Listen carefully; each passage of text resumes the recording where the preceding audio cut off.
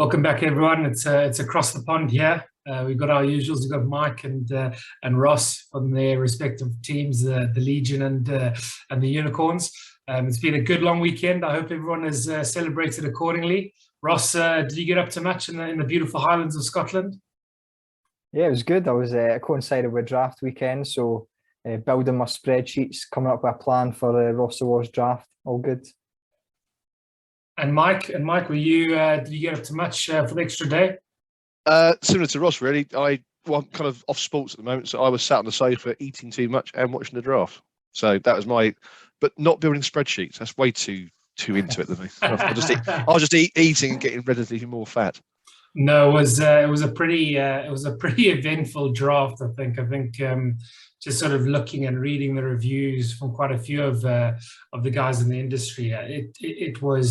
There were a lot of surprises. You had the most number of wide receivers taken, sort of the top 20 picks. You had quarterbacks falling deep down into the draft. You had sort of star-studded linebackers as well with injury question marks. It was entertaining. And then you had the Patriots reaching for offensive linemen and Sean McVay's laugh, which is sort of, it's my new ringtone. I quite enjoy it. Keeps me busy in the morning. But anyway, look, I think, guys, as we've sort of discussed just in the build-up to the pod today, we're just going to speak a bit about the draft and sort of review some of the teams and some of the players and the winners and the losers. Obviously, we've got Mike, the Bears man, and Ross. But I think we have to start at the top. I think we have to be bold and aggressive and let Ross tell us all about the Jets and where they hit the jackpot. Yeah, it feels a bit uncomfortable saying the Jets won the off-season, because usually people who win the off-season don't win very many games. But we seem to have done well. So we had a lot of draft capital going in. We started with obviously number 4 and 10 overall.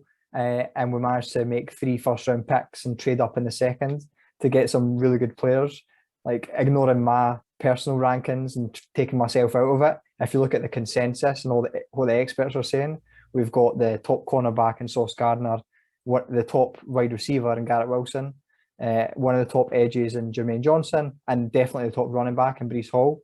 So we've definitely made some impact additions, and we've now just got to turn that into winning some games. We've put everything we can behind Zach Wilson, and there's like no way he can fail. I hope, anyway. Famous last words. Yeah, but if you look at the offensive talent we've got now, we've got 2 running backs who can make plays, running and catching, and we've got Elijah Moore, Garrett Wilson, who can catch the ball and are like electric in the open field, and they're perfect fits for the offense. So there really is no excuse, and we've got to win a lot more games than 4 this season. So I'm a bit reserved. Everyone else is handing out A's and A pluses in the draft grades, but I'll hold back a second. What did you think, Mike? Do you think adding a lot of offensive weapons to your young quarterback is the way to go about things? Or? It is, and I think you had the perfect 2 years, right? You got your quarterback last year quite early on, good top hat talent, plenty of picks this year. You've managed to add, the best running back, the best wide receiver. I mean, Joe Douglas fell off his chair when he managed to get the 3rd one in the first round, and then Breece Hall in the second round. It was like Christmas for the. Obviously, you got to turn it into wins. Obviously, you're in a very tough division as well. You're not in the easiest division in the world. So the Bills, the Dolphins, obviously spent a lot of money this year, and the team that used to be half decent, Patriots. So I think it looks good on paper, but as you said, winning the off season doesn't win you the Super Bowl. So. But I'm envious, obviously. I was about to say, Mike. As a contrast to the Bears, summarize the Bears draft and what were you upset about the most? I think we can describe it as a placeholder. We're just treading water for. I mean, he's added 3 tackles, a centre, so he's obviously trying to work on the offensive line. Obviously handicapped a little bit with the lack of top picks. We've also managed to get the oldest player in the draft, the 25-year-old wide receiver. He'll get a 1-year contract probably. He's older than Darnell Mooney. He's nearly my age.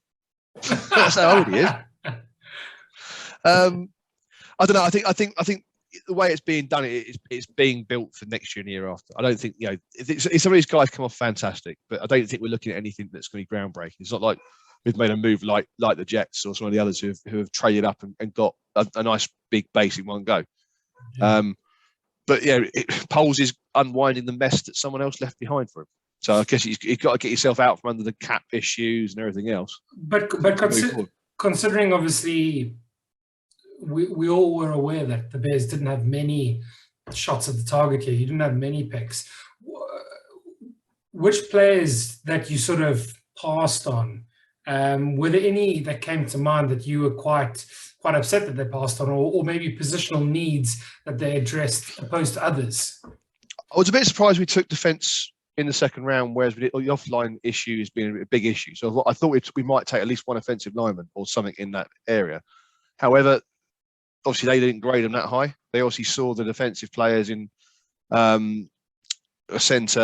corner and a safety being much more important. I think Kyler Gordon's a good player. He's probably better than average. So it's probably a case of, what was the best we could do? We need help on the defensive side of the ball as well. Maybe they're looking at next year already, and that's the next pieces are coming through next year. Hope we'll probably end up a relatively high pick next year. I thought, looking at where it's gone.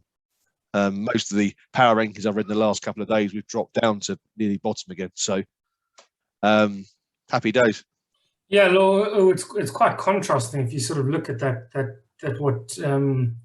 where you might in the NFC North. I think the Bears, if you sort of look at the Packers now and how they sort of held their own, and I was actually sort of, I hate to say pleasantly surprised, but I sort of commend the Packers for sort of holding their nerve, because I did think that there was a stage where they were going to do something irrational when all those receivers were coming off, and maybe I thought they were going to reach, because I always thought that Christian Watson was going to be the player that they look at. I don't know why. I just sort of had a feeling, and maybe it's because he wears the green and yellow anyway. But I thought that he was sort of headed that way, and I thought they would reach for him, and he fell to them perfectly. I don't know, Ross, that NFC North and the Packers draft. Did you think it was what, a successful draft for the Packers? Well, I was quite critical, especially after round one when they had 2 picks. They didn't address wide receiver, and obviously thinking historically how good they've been at drafting wide receivers in the second and third round. The point that I made on the forum was that how long did it take those receivers to make an impact? And you've got a Super Bowl window with Aaron Rodgers. He's getting older. He's got however many years they're paying him left on his contract, 4 years or so. They need someone who can come in and make a difference right away, because they have Alan Lazard, and that's it. I'm not buying Randall Cobb or Sammy Watkins or any of these other players. So I was quite critical after round one. I thought they could have done a better job in being aggressive. And I know you see it as not aggressive, Nathan, the way you just described it. But I thought they could have traded up for Olave or maybe Wilson or someone like that. But going back into the second round and getting Watson, I'm more okay with it. I think Watson will take 3 years to reach his full potential. So that's my one gripe. But at least they did try to address the position. And the players they got, they seemed okay. Devontae Wyatt, I think, would be really good. And Quay Walker seems to have all the athleticism to turn into a decent linebacker. Yeah, no, agreed. And I think, I don't know, maybe I'm being a little bit silly, but I think Romeo Doubs is a bit of a little sleeper for some of the draft, because he's one that was a bit of a forgotten name until late in the draft. And look, Rodgers is someone that can sort of supply many assets there. Look, it's going to be very, very, very difficult to replace a player like Davante Adams. And I think Mike actually mentioned just before we sort of started recording that Davante Adams, it seems, was sort of the catalyst, or maybe you can argue that Christian Kirk was the catalyst really, but the sort of the beginning of the trades and the beginning of the shuffle, sort of the shuffle between the receivers has totally changed that market. Mike, what was your reaction and early on in the night, the Eagles trade for AJ Brown and to shuffle things around? What was your gut feel? Interesting move, I think. I think obviously there's two sides of the story. There's the story of everyone's there's talk of AJ Brown not being fully fit and issues with ankles and whatever else. I think if you look at taking him on the 18th pick that we basically traded for him. At that point, what are you looking at on the board? You know, I think it's interesting to sort of see if you switch him out, you're bringing in a proven third-year wide receiver. Yeah. I think it will help Hurts. It gives him another target. It will help Devonta Smith because it takes a lot of the pressure away from him. But going back to your point, going back to the wide receiver point, how do the Cowboys feel? A 5th round for Amari Cooper. Yeah, well, you could argue now that if anything, they messed that one up. I don't know, Ross. What do you think about the Amari Cooper for a 5th? Yeah, and that was before all the big money got thrown to wide receivers. So we're thinking 20 mil. You can see how the Cowboys are looking to move on. Suddenly, 20 million for Amari Cooper looks good. Looks great. Yeah, I was at level 5 or 6 6 now. Yeah, so these guys are taking such big money. Look, the only people upset there really are the Cowboys as a franchise. But I think obviously Deshaun Watson's over the moon, and on the flip side, I think CeeDee Lamb and Gallup, and I think what was the wide receiver that the Cowboys Jalen Tolbert. So they're not too upset that Amari Cooper's out of the way and they're carrying on. But as you say, the value that they got for them was pennies on the pound, really.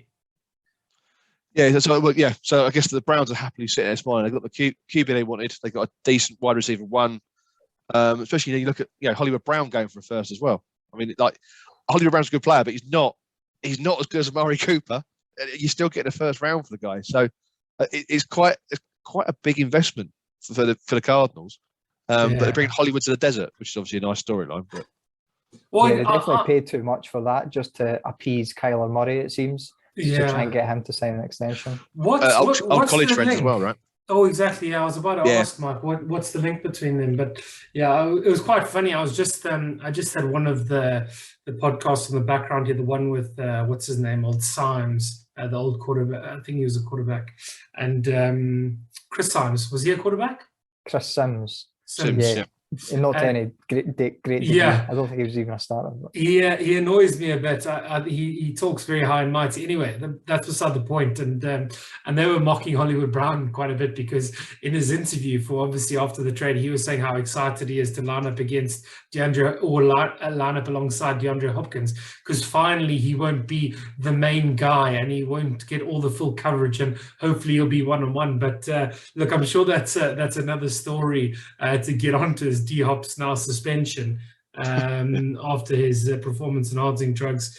But I also saw a bit of a joke saying that Calvin Ridley has found a way of reducing his suspension by spending the winnings that he made on his betting by taking steroids. So his year suspension got reduced to only 6 games for performance-enhancing drugs.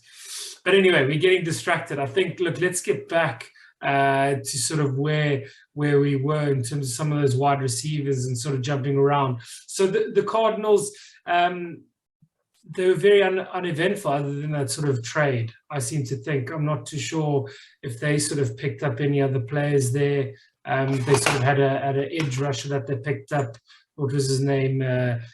J. Sanders, who seemed all right, but they were sort of bouncing around. Were there any other teams, Ross, that you would say outside of sort of the Eagles, we've spoken about a bit, the Jets, that you think won or at least left the draft incredibly happy? Yeah, we were talking about Marquise Brown. I thought the Ravens did really well. And I think it's really interesting. What I like about the draft is not necessarily the individual players that people select, but it gives you a sort of insight into the organisation and if they've got like a coherent plan and what direction they're wanting to go in. And I thought the Ravens trading away Marquise Brown and then drafting players like Tyler Linderbaum and a couple of different tight ends, it shows me that they're going back to running the ball and how they got to the Super Bowl or close to the Super Bowl last time, running the ball, throwing to the tight ends and just going it that way. I thought overall in the draft they'd done really well. They obviously got Kyle Hamilton, who dropped. I think we were expecting him to fall and just seeing where he would fall to, but Ravens got him at 14. And then they got my boy David Ojabo, Scotland's very own. He's linking up with his old college coach who got the best out of him last season. So they obviously know him very well, know how to make the most out of him, give him a red shirt year, and he'll come back and he'll be flying. It's funny how that coaching tree follows players as well. So even a tight ends coach joins a certain team, but they know the wide receiver quite. It's funny how there's a lot of that. I think it's all information based, isn't it? So if you know a player, like, I know this guy's good, I know he's got a good attitude, so then you could bring him in and teach him how to do things. The attitude's a big point with a lot of these guys at the moment. That's one of Bill Belichick's big signing off points with players he signs, isn't it? It's the scouts are saying don't, but he said, well, I had a really good meeting with the guy, and I'm now going to pick him in the first round. Whereas Belichick seems to be picking on vibes only. That's the only way he seems to be picking now. He's got a Ouija board out and he's trying to work out who it is. It's just unscientifically.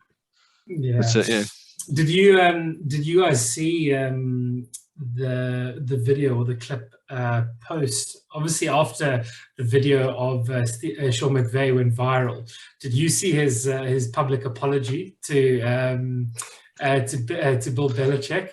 Because he was basically saying that he was laughing and he was so surprised because he wasn't expecting him to go down that far. He tried to flip it and act like he wasn't genuinely laughing at Bill Belichick. I thought it was quite comical. He had a few beers as well at that point. He looked and sounded like he'd been enjoying the draft because he had no pressure on him, and he was certainly tucking into the local hospitality. Yeah, no, definitely. Look, in terms of the Super Bowl, if we are thinking of the Rams and top teams sort of this year, I felt that the Buffalo Bills were a bit of a sneaky one where they didn't. I don't think they sort of hit any big airs and graces, but I thought they had quite a comfortable draft. Ross, what was your feel? Obviously, within the AFC East, did you think the Bills ticked the boxes that they needed to? Yeah, I think they're one of the best run organisations in the league now, and consistently have been for the last 5-6 years, however long those guys have been there. They got Kaiir Elam in the first round, and I thought it was really cool. I don't know if anyone else saw it.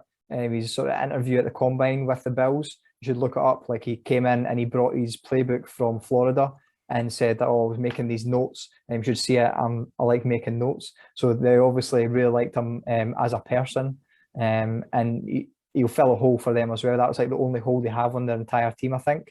And that maybe the other hole was running back, and they got one in the second round, James Cook. And I like him. I think he's a good player.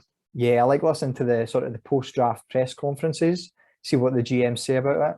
And they're saying that he's going to be used sort of as a wide receiver effectively. Like, he can run routes and use them like that. So I thought it was really interesting. They're obviously trying to take that next step and actually get to the Super Bowl and win the Super Bowl. Well, if you look at the sort of trade that they tried to do sort of before the draft, the J.D. McKissick, they were desperately screaming out for a receiving guy out of the backfield. And I think that's obviously what James Cook is going to provide for this team. I think he's definitely a third down back. Yeah, sure. He's pretty athletic and he's someone that's got good hands. And look, he could easily bulk up with time and sort of add some muscle mass and become a beast like his brother. But the reality is, as you said, for the first year or two, why not run Zach Moss and Devin Singletary and Josh Allen into the ground and keep thinking and diving to James Cook? And then when James Cook has sort of got up to speed with the NFL, by all means, start pounding the rock. But yeah, I think they tick quite a few boxes there. And sort of the other team in the Super Bowl, the Bengals, they were quite quiet. I think they went safety in the first round because am I right in saying they franchise tagged Jesse Bates? So they obviously sort of wanted to keep that depth. They went for a few other players. I think they obviously reached a bit for I think it was their cornerback Cam Taylor-Britt a bit. They've got old Eli Apple, a very famous Saints player, but they seem to do all right. Were there any other teams your side, Mike, that you liked the draft or didn't like the draft? I quite like the draft of the Giants, and I think the combination of the guys they picked up relatively early, and I also think the fact you've now got Thibodeau and Sauce in the same city, that'll be interesting. Just nights out in New York can be quite dangerous for those two now. Yeah. I think they did it quite well. I thought the Saints did well trading up for Olave. I think it was a need they had to go and fill. And I think if you waited too much longer, you'd have missed out on that. Yeah, it's tough to say, Mike, because look, we always, when you're reviewing anything, you're looking at everything in hindsight. And yes, I think I'm incredibly happy that we went and we got Chris Olave and we didn't miss out on a wide receiver, because to me, wide receiver was our absolute biggest need, along with Trevor Penning, who fortunately sort of fell to us there at 19. But if you do look at everything in hindsight, I felt we gave up quite a lot to go and get Chris Olave. And look, had we just waited at 16, we don't know. Maybe one of the wide receivers could have fallen to us. But look, the Ohio State link, the link with Ohio State, just for the Saints in particular, is quite strong. And look, I think he'll add great sort of value. He comes into a setup now where hopefully we do get a fit full season from Michael Thomas, which is basically signing 2 new wide receivers. We haven't had Michael Thomas for 2 years.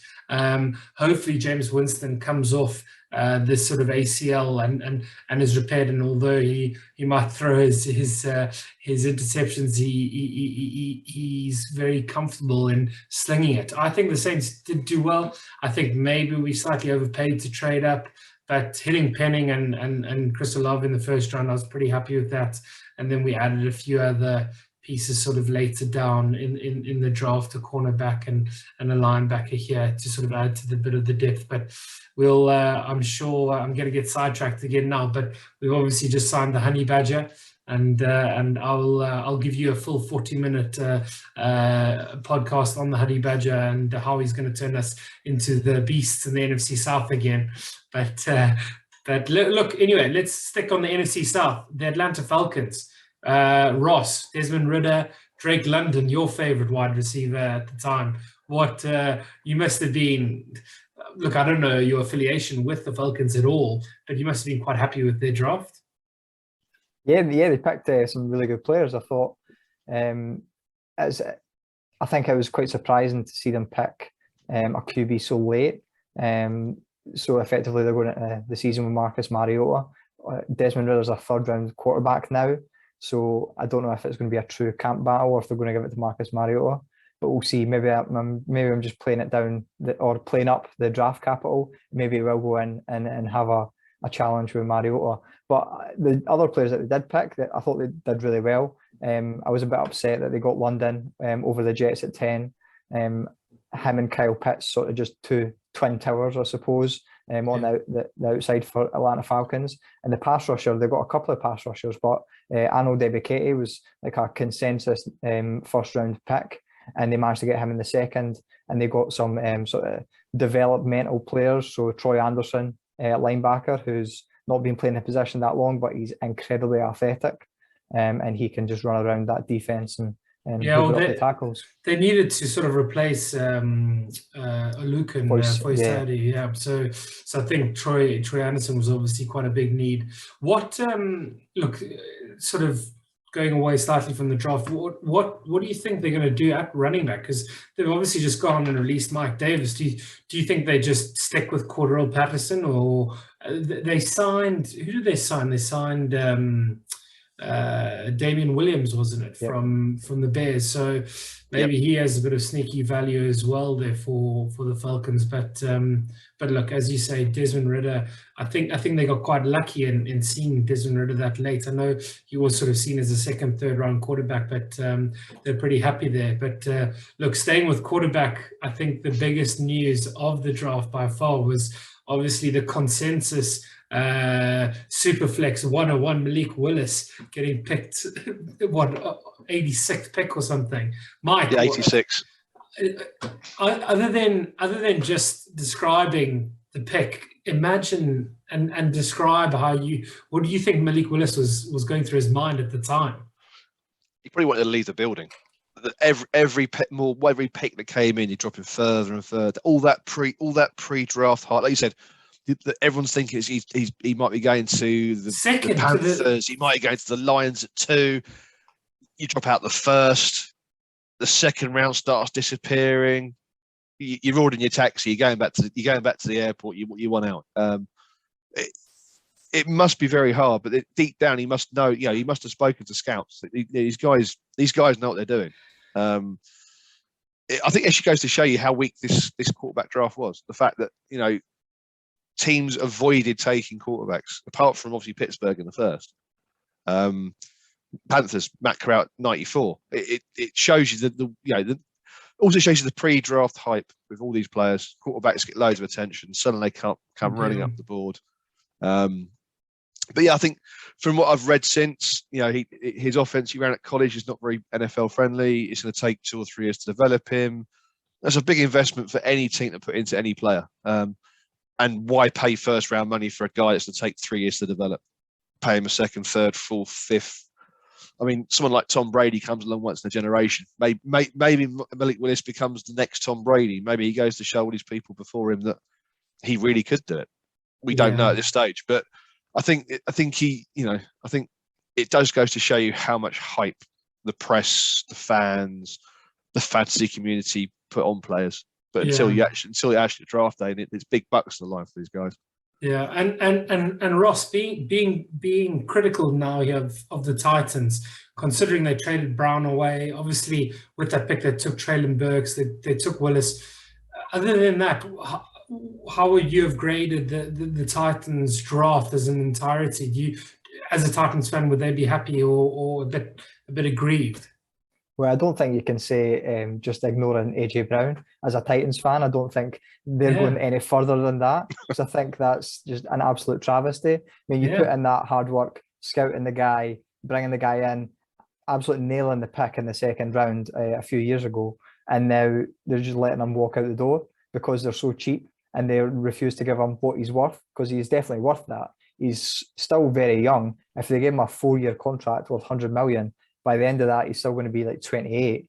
So it's just bizarre.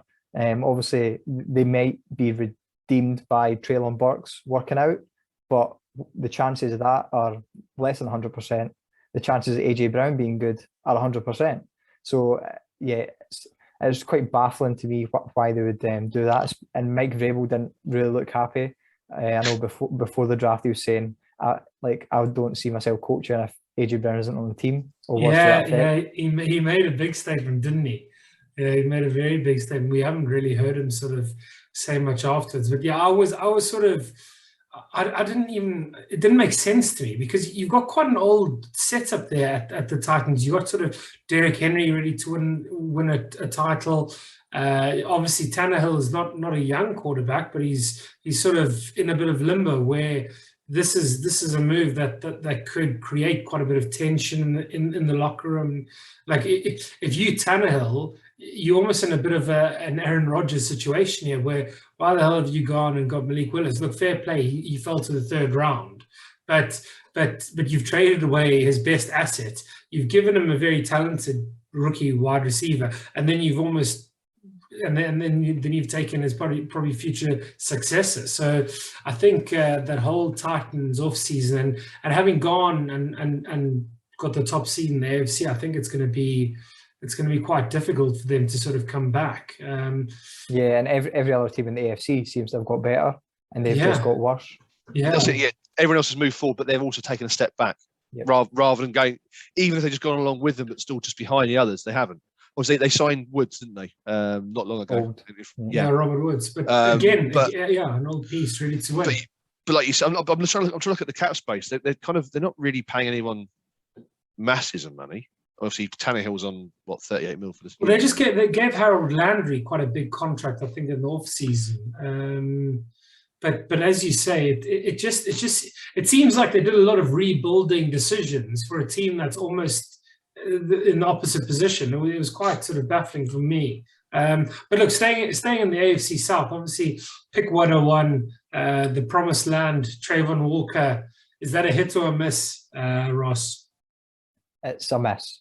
No, it's it remains to be seen.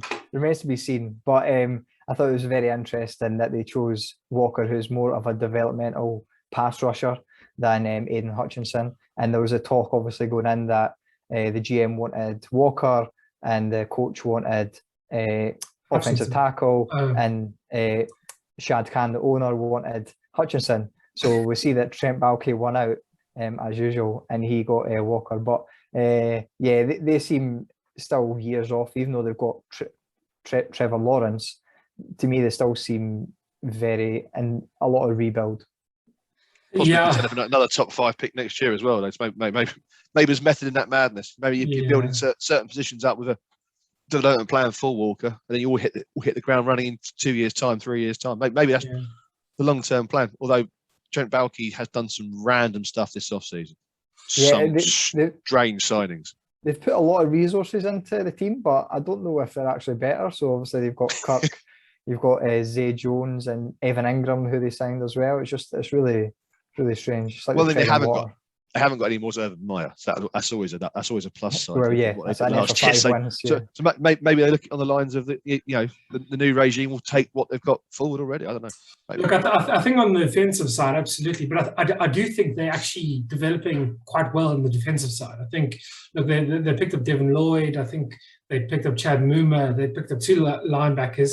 They obviously let Miles Jack go, but he obviously wanted quite a bit of money. But they picked up Alukan for Isade. So I think defensively they are improving, which in the AFC, I think teams that don't have the firepower to keep up with basically the AFC West, you're just going to have to defend like absolute warriors. And then hope that you can hope that you can lead them to make mistakes. But look, who knows?